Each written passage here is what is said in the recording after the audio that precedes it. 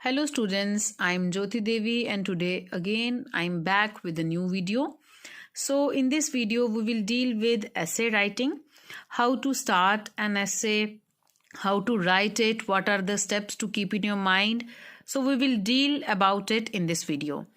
So, an essay is an attempt at expressing one's ideas and opinions in writing.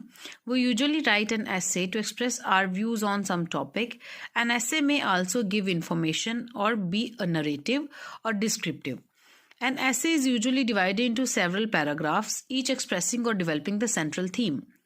अब ये बोल रहे हैं कि जो हम ऐसे लिखते हैं उसमें हम किसी के आइडियाज़ या ओपिनियन जो है उसको राइटिंग में एक्सप्रेस करते हैं.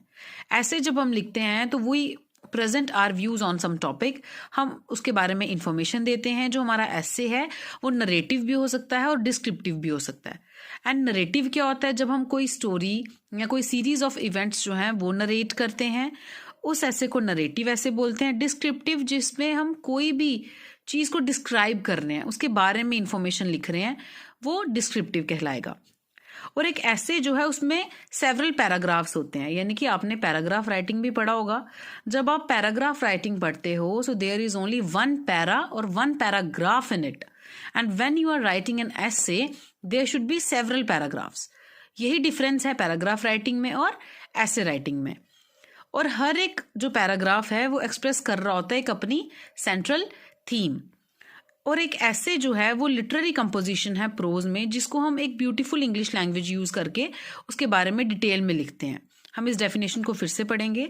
N essay is a literary composition in prose written in correct beautiful English to discuss a given topic in detail. While writing an essay, make sure that you are clear about your topic. Having decided on the right topic, keep the following points in mind.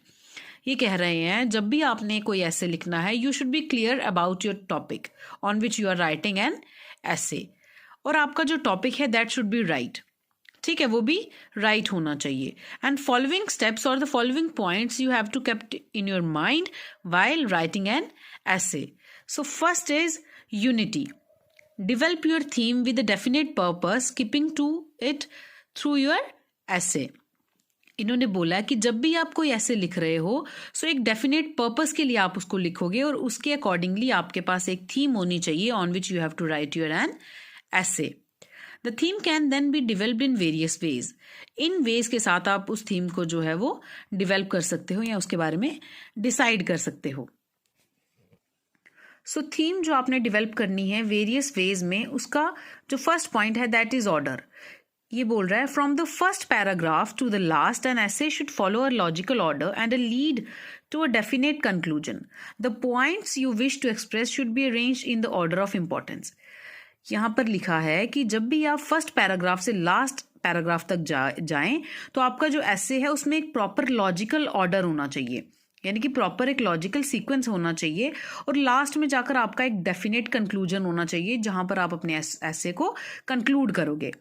जो points आपको express करने हैं वो उन मतलब importance के हिसाब से होने चाहिए कि स्टार्टिंग में आपने जो पॉइंट्स लिखे वो इम्पॉर्टेंट हैं, उसके अगले वाले जो पॉइंट्स हैं वो और ज़्यादा इंपॉर्टेंट हैं. सो धीरे धीरे आपने ऑर्डर ऑफ इम्पॉर्टेंस जो है वो फॉलो करना है while writing N essay.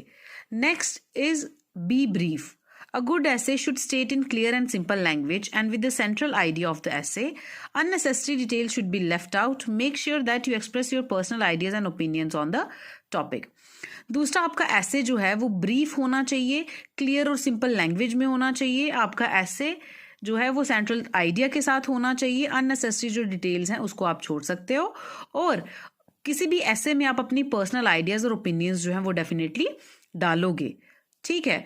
Then when writing an ऐसे फॉलो द स्टेप्स गिवन. जब आप ऐसे लिख रहे हो सो ये वाले स्टेप्स जो हैं वो आपको फॉलो करने हैं. Decide on your topic. सबसे पहले तो डेफिनेटली जब भी आप कोई ऐसे लिख रहे हो तो आपको पता होना चाहिए that on which topic you are writing your ऐसे.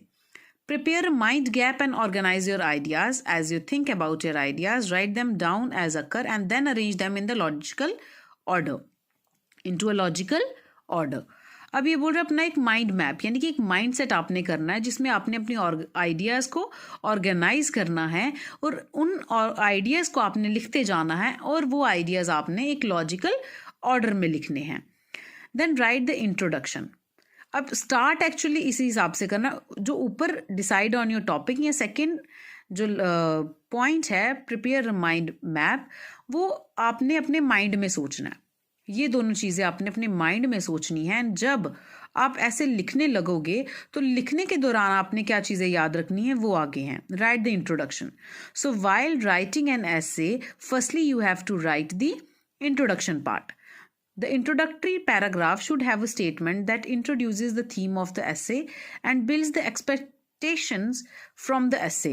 We call this the thesis statement. ये बोल रहे हैं कि जब आप अपना जो इंट्रोडक्टरी पैराग्राफ लिख रहे हो तो उसमें आप इंट्रोड्यूस करोगे कि आपके ऐसे की जो थीम है वो क्या होगी।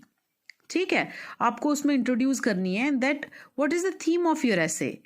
Then after the introduction part you have to write the body of the essay. The body should consist of the main points of the essay. Each point can be built up and developed in separate paragraphs. अब जो body है उसके अंदर आप अपने main points लिखोगे और हर एक पॉइंट जो है वो एक सेपरेट पैराग्राफ में लिखना है आपको. Write the conclusion. And after your body of the paragraph, you have to write the conclusion. The conclusion should sum up the main points of the essay in an effective way. जो conclusion आपने लिखना है उसके अंदर जो आपके points होंगे they must be effective. Now this is all about that how to write an essay, what are the points you have to keep in your mind while writing an essay. Further हमारे पास है types of essays. What types of essays? So there are 4 types of essays. First is descriptive, second is narrative, third is reflective, and the fourth one is imaginative essays. What are descriptive essays? They describe some place or thing such as the elephant, the people, tree. So descriptive essays जो हैं definitely उसके अंदर कोई ना कोई place या कोई ना कोई चीज़ को describe किया होगा. जैसे कि example हमें descriptive essays की दी है the elephant, the people tree, Delhi, the red fort, the sun, the spring season, paper, motor cars, etc. So ये सारी examples जो हैं वो descriptive essays की हैं. The next is narrative essays. Narrative essays में they narrate some events or series of events such as a train accident, a building on fire. So narrative essays में मैंने आपको पहले भी बताया इसके अंदर some series of events कोई narrate कर रहा है. जैसे example a train accident, a building on fire, life of Ranjit Singh, an Indian marriage, Holi, Independence Day, etc. So इस तरह के जो essays हैं they are narrative essays. Reflective essays. They contain thoughts of a person or individual opinion on some topic which is generally abstract in nature such as nationalism, discipline. So reflective essays जो हैं उसके अंदर किसी person के या किसी individual के opinions होते हैं, व्यूज़ होते हैं, थॉट्स होते हैं किसी भी टॉपिक के ऊपर. और ज़्यादातर जो रिफ्लेक्टिव ऐसे हैं they are abstract in nature, यानी कि उसके अंदर किसी की जो फीलिंग है वो व्यक्त की गई होगी, किसी की फीलिंग बताई गई होगी. जैसे nationalism, discipline, casteism, democracy, the universe, morning walk. So ये सारे ऐसे टॉपिक्स हैं जिसके अंदर कोई भी पर्सन अपनी पर्सनल ओपिनियन या अपने पर्सनल थॉट्स जो है वो दे सकता है. Next is imaginative essays. They are those in which the writer is required to use his imagination. It is written in the first person. Imaginative essays जो हैं ये वो ऐसे होते हैं जिसके अंदर राइटर को अपनी इमेजिनेशन को यूज़ करने की ज़रूरत होती है, यानी कि वो चीज़ें खुद इमेजिन करेगा. वैसा जो है वो रियल में हो भी सकता है और नहीं भी हो सकता, यानी कि वो खुद से चीज़ें इमेजिन करेगा और उनको लिखेगा. और ज़्यादातर जो इमेजिनेटिव ऐसे हैं they should be written in the first person. जैसे examples, if I were a boy, if I were a star, if I were a king. If I were a boy जैसे है तो मैं अगर boy होता, मैं अगर स्टार होता, मैं अगर राजा होता, तो मैं राजा होता, मैं सन होता, या मैं स्टार होता, या मैं बॉय होता, तो मैं क्या करता. इस तरह के थॉट्स. तो क्या करता वो तो आपके पर्सनल थॉट्स हो सकते हैं ना, कि आप क्या करोगे, क्या आपकी फीलिंग होगी, क्या करोगे आप, क्या इमेजिनेशन में आप मतलब सोचते हो, तो अकॉर्डिंगली आप वैसे ही ऐसे जो है वो फ्रेम करोगे. बट कोई भी ऐसे लिखते हुए आपने सिर्फ ये चीज़ माइंड में रखनी है, पहले आपने अपने माइंड में एक माइंडसेट बनाना है, उन आइडियाज़ को ऑर्गेनाइज करना है कि that what you are going to write. है ना, आप क्या लिखने वाले हो।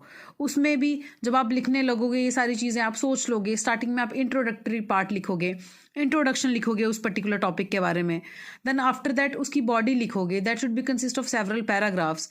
After that you have to write the conclusion, और आपका जो कंक्लूजन है वो इफेक्टिव होना चाहिए। रियलिटी में देखा जाए तो आपका एसे पूरा का पूरा इफेक्टिव होना चाहिए, उसके अंदर इंपॉर्टेंट पॉइंट्स होने चाहिए। बट इंट्रोडक्टरी, बॉडी और कंक्लूजन पार्ट में आप अकॉर्डिंगली इन रूल्स के हिसाब से फॉलो करके ऐसे जो है वो फ्रेम कर सकते हो। So this is all about for today's topic. I hope आप लोगों को समझ आया होगा और आप मेहनत करोगे। Thank you students and have a nice day and please subscribe to my channel. Thank you.